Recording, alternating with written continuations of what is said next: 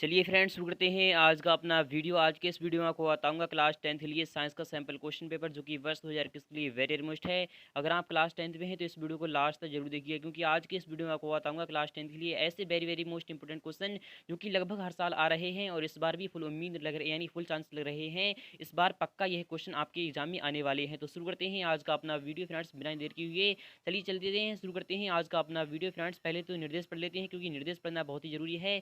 जब आप निर्देश पढ़ते हैं तभी आपको समझ में आता है क्वेश्चन पेपर में क्वेश्चन कहना क्या चाहता है। तो पहला यानी कि पहला है कि निर्देश में यानी कि सभी प्रश्न अनिवार्य है, ये निर्देश आपका पहला वाला है। ऑल क्वेश्चंस आर कंपलसरी, सभी क्वेश्चन के जवाब देना लाजमी है। सेकंड वाला है कि प्रश्न क्रमांक 1 से 4 तक आपको वस्तुनिष्ठ प्रश्न दिए जाएंगे। थर्ड वाला है कि प्रश्न क्रमांक 5 से 22 में आपको आंतरिक विकल्प दिए जाएंगे, आपको विकल्प के अनुसार क्वेश्चन को सॉल्व करना होगा।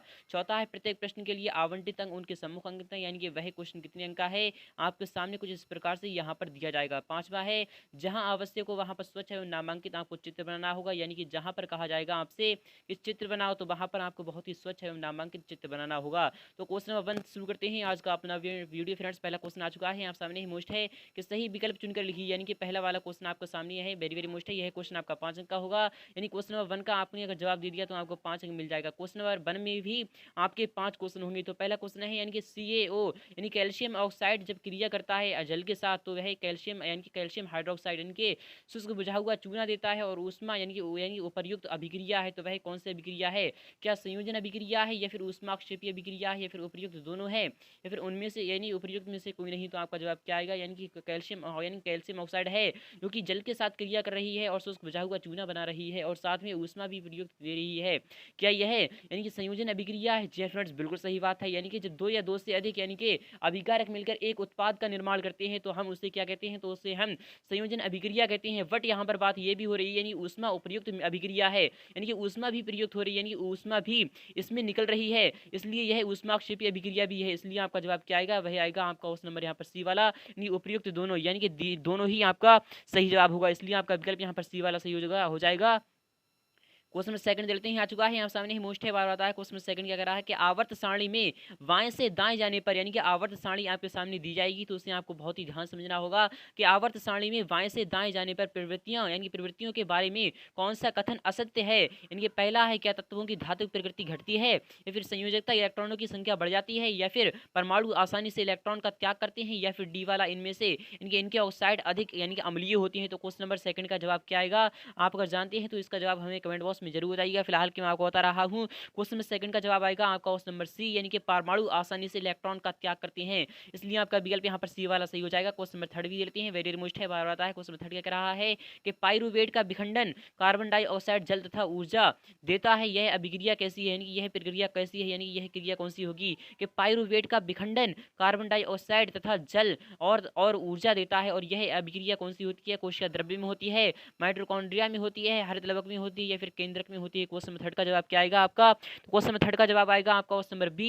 इनकी माइटोकॉन्ड्रिया में होती है। जी फ्रेंड्स, माइटोकॉन्ड्रिया में यह प्रक्रिया होती है, इसलिए आपका जवाब यहाँ पर आना चाहिए बी वाला ऑप्शन। चलते हैं क्वेश्चन नंबर 4 चलते हैं कि मनुष्य में पौरश यानी कि मनुष्य में जो पौरश बढ़ाने वाला हार्मोन है वह कौन सा है? क्या एस्ट्रोजन है, या फिर टेस्टोस्टेरोन है, या फिर इंसुलिन है, या फिर वृद्धि हार्मोन है? क्वेश्चन नंबर 4 का आपका जवाब कौन सा आना चाहिए? क्वेश्चन नंबर 4 का भी आपका ऑप्शन नंबर बी वाला सही होगा, टेस्टोस्टेरोन है, यानी कि आपका विकल्प यहाँ पर बी वाला सही हो जाएगा।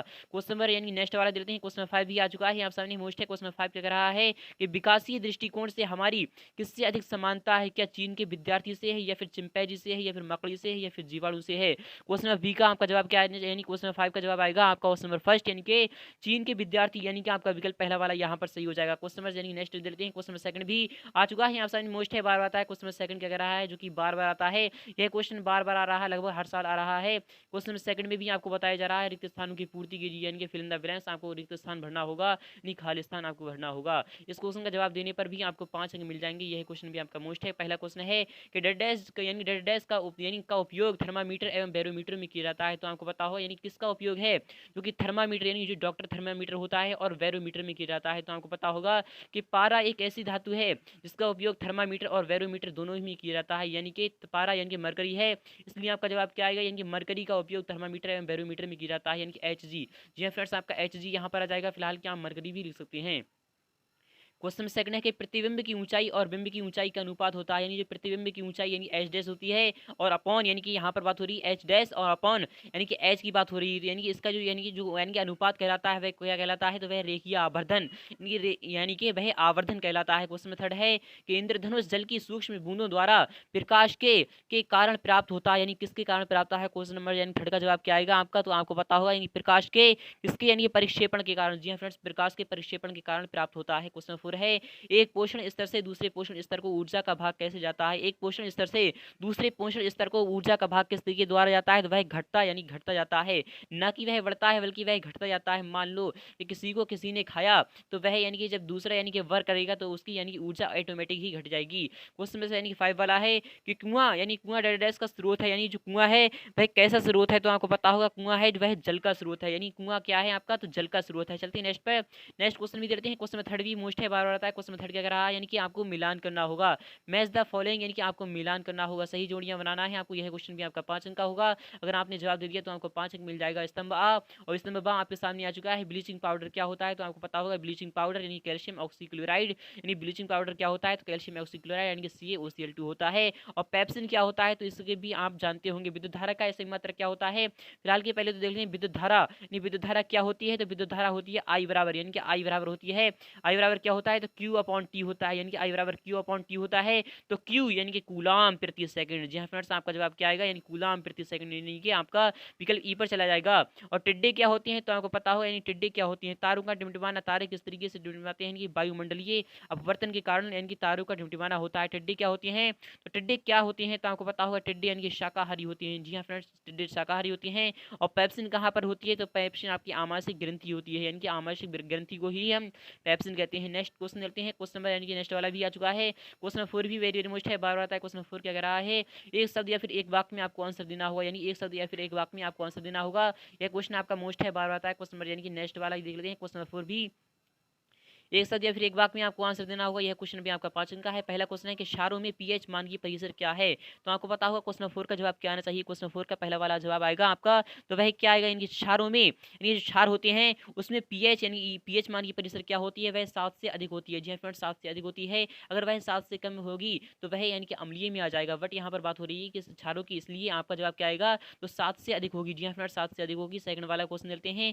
कि वायु की अनुपस्थिति में होने वाले शोषण को क्या कहते हैं, तो आपको पता होगा जब वायु की अनुपस्थिति में होने वाला जो शोषण होता है उसे हम क्या कहते हैं, तो क्वेश्चन नंबर सेकंड का आपका जवाब क्या आना चाहिए। क्वेश्चन नंबर सेकंड का आपका जवाब आएगा यानी कि अवायवीय शोषण। जी फ्रेंड्स, उसे हम अवायवीय कहते हैं। जैसा कि यानी कि वर्ड से ही मालूम हो रहा है, यानी वायु की अनुपस्थिति हो रही है। अगर यहाँ पर वायु की उपस्थिति होती है तो हम वायवीय शोषण कहते हैं, लेकिन यहाँ पर वायु की अनुपस्थिति है इसलिए आपका अवायवीय शोषण आएगा। चलते हैं नेक्स्ट पे, क्वेश्चन नंबर थर्ड लेते हैं कि मनुष्य में आयोडीन की कमी से होने वाला रोग होता है, यानी जो मनुष्य में आयोडीन की कमी से जो रोग हो जाता है उसको क्या कहते हैं। क्वेश्चन नंबर थर्ड का आपका जवाब क्या आना चाहिए। क्वेश्चन नंबर थर्ड का आपका जवाब आएगा यानी घेंगा रोग हो जाता है। मनुष्य में जब आयोडीन की कमी हो जाती है तो उसे घेंगा रोग हो जाता है, जिससे घेंगा रोग यानी कि जब गला फूल जाता है तो उसे हम घेंगा रोग कहते हैं। क्वेश्चन 4 है कि लिंग निर्धारण करने वाले गुणसूत्र को क्या कहते हैं। क्वेश्चन 4 का आपका जवाब क्या आएगा, नहीं लिंग निर्धारण करने वाले गुणसूत्र को हम लिंग यानी क्या कहते हैं, तो लिंग गुणसूत्र कहते हैं, यानी कि आपका जवाब आएगा लिंग गुणसूत्र। क्वेश्चन नंबर वी है, यानी क्वेश्चन नंबर 5 है विभवांतर के मापक यंत्र का आपको नाम बताना हो, यानी विभवांतर का हम यानी विभवांतर किससे मापते हैं, तो आपको पता होगा विभवांतर को हम विभव मापी यानी कि वोल्ट मीटर से मापते हैं। आपका जवाब क्या आएगा, नहीं वोल्ट मीटर। चलते हैं नेक्स्ट पर, क्वेश्चन नंबर यानी कि 5 वाला भी देते हैं, वेरी मोस्ट है, बार आता है। क्वेश्चन 5 क्या कह रहा है, तेल एवं वसा युक्त, यानी कि क्वेश्चन 5 क्या कह रहा है कि तेल एवं वसा युक्त खाद्य पदार्थों को नाइट्रोजन से प्रभावित क्यों किया जाता है। क्वेश्चन नंबर यही है, क्वेश्चन आपका मोस्ट है। क्वेश्चन 5 का जवाब क्या आना चाहिए आपका, तो आपको यह जवाब देना होगा। यह क्वेश्चन आपका मोस्ट है, लगभग हर साल आ रहा है और इस बार भी आ सकता है, इसलिए आप इसे बहुत ही ध्यान समझिएगा कि क्वेश्चन में क्या कह रहा है आपको वह समझना होगा। तेल एवं वसा युक्त खाद्य पदार्थों को नाइट्रोजन से प्रभावित क्यों किया जाता है, यानी क्यों किया जाता है, तो इसका जवाब क्या आना चाहिए। तो फ्रेंड्स, मैं आपको बता रहा हूं इसका जवाब क्या आएगा। तो फ्रेंड्स चलते हैं क्वेश्चन में, यानी नेक्स्ट वाला भी चलते हैं। इस तरीके से अथवा वाला भी क्वेश्चन आ चुका है, आप सामने मोस्ट है, यही क्वेश्चन आपको लिखना होगा। अगर आप चाहते हैं इसका फुल सोल्यूशन तो आपको बताऊंगा, इसका फुल सोल्यूशन नेक्स्ट वीडियो में। फिलहाल के अथवा वाले क्वेश्चन भी देते हैं कि उन वियोजन अभिक्रियाओं को एक एक समीकरण द्वारा आपको देना है जिनमें ऊष्मा एवं प्रकाश एवं विद्युत के रूप में आपको ऊर्जा प्रदान होती है, आपको इसका भी जवाब देना होगा। क्वेश्चन 6 है कि मेंडलीफ ने अपनी आवर्त सारणी तैयार करने के लिए कौन सा मापदंड अपनाया था, आपको बताना होगा। अथवा वाला क्वेश्चन है कि तत्वों के इलेक्ट्रॉनिक विन्यास का आधुनिक आवर्त सारणी में तत्व की स्थिति से क्या संबंध है, आपको बताना होगा। मुकुलन मुकुलन क्या होता है, यानी मुकुलन किस में होता है आपको बताना होगा। अथवा क्वेश्चन है कि परागण क्रिया निषेचन से किस प्रकार भिन्न है, ये क्वेश्चन आपका 2 अंक का होगा। तो यानी क्वेश्चन नंबर नेक्स्ट वाला है, यानी 8.2 से यानी मीटर फोकस दूरी वाली अवतल लेंस की क्षमता क्या होगी। अथवा वाला भी क्वेश्चन देते हैं, हम वाहनों में उत्तल दर्पण को पश्च दृश्य यानी दर्पण के रूप में वरीयता क्यों देते हैं। क्वेश्चन नंबर 9 है, मेंडल का पृथक्करण का आपको नियम बताना होगा। अथवा वाला क्वेश्चन है कि समवर्ती अंग किसे कहते हैं, उदाहरण देकर आपको समझाना है। क्वेश्चन नंबर 10 है, वियोजन अभिक्रिया को संयोजन अभिक्रिया के विपरीत क्यों कहा जाता है, इन अभिक्रियाओं के लिए आपको समीकरण देना होगा। अथवा वाला क्वेश्चन है कि अवक्षेपण अभिक्रिया से क्या यानी क्या तात्पर्य है, उदाहरण देकर आपको समझाना होगा। यह क्वेश्चन भी आपका मोस्ट है। क्वेश्चन नंबर 11 है, तारे क्यों टिमटिमाते हैं, आखिर तारे टिमटिमाते ही क्यों है, सचित्र आपको वर्णन करना होगा। अथवा वाला क्वेश्चन है, निकट दृष्टि दोष क्या है, इस दोष के लिए उत्पन्न के लिए कारण लिखना है आपको, इसे यानी कि इसे किस प्रकार से दूर करेंगे बताना होगा आपको। क्वेश्चन नंबर 12 है, क्वेश्चन नंबर 12 का आवाला है, यानी विद्युत मोटर का आपको यह किस सिद्धांत है आपको बताना होगा। क्वेश्चन नंबर 20 है, विद्युत जनित्र का आपको क्या सिद्धांत है, आपको यही बताना होगा। ये क्वेश्चन भी आपका 3 अंक का है। अथवा वाला भी क्वेश्चन लेते हैं, यानी भूसंपर्क तार का क्या कार्य होता है, धातु के आवरण वाली विद्युत यानी साधित्रों को भू संपर्कित करना क्यों आवश्यक है। क्वेश्चन नंबर 13 है, किसी विद्युत धारावाही सीधे चालक के चारों ओर उत्पन्न चुंबकीय क्षेत्र की दिशा निर्धारित करने वाले नियम आपको समझाना है। यह क्वेश्चन भी आपका 3 अंक का होगा।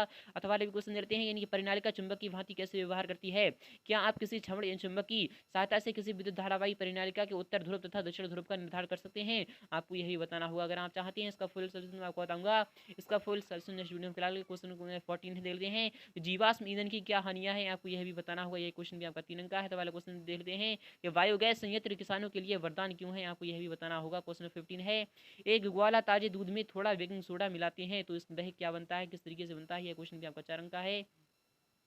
पहला है, ताजा दूध यानी ताजा दूध के लिए पीएच मान को 6 से यानी कि बदलकर थोड़ा क्षारीय बना क्यों बना देता है। क्वेश्चन नंबर यानी बी है, इस दूध को दही बनने में अधिक समय क्यों लगता है। तो वाला क्वेश्चन लेते हैं कि आश्रित जल यानी विघत का यानी विद्युत का यानी चालक क्यों नहीं होता है जबकि वर्षा का जल होता है, आपको यही बताना होगा। क्वेश्चन 16 है, साइक्लोपेंटेन का सूत्र एवं इलेक्ट्रॉन बिंदु संरचना क्या है, आपको यह बताना होगा। यह क्वेश्चन भी आपका 4 अंक का है। यह क्वेश्चन मोस्ट है। क्वेश्चन नंबर वाला है, साबुन की सफाई प्रक्रिया की क्रियाविधि आपको समझाना है। क्वेश्चन 17 है, वायवीय एवं अवायवीय शोषण में क्या अंतर है, कुछ जीवों के आपको नाम लिखना है जिनमें अवायवीय शोषण होता है। फ्रेंड्स उम्मीद करूंगा आपको वीडियो बहुत ही अच्छी लगी होगी। अगर वीडियो अच्छी लगी है तो वीडियो को लाइक करना, शेयर करना बिल्कुल भी ना भूलें। मिलते हैं नेक्स्ट पार्ट में फुल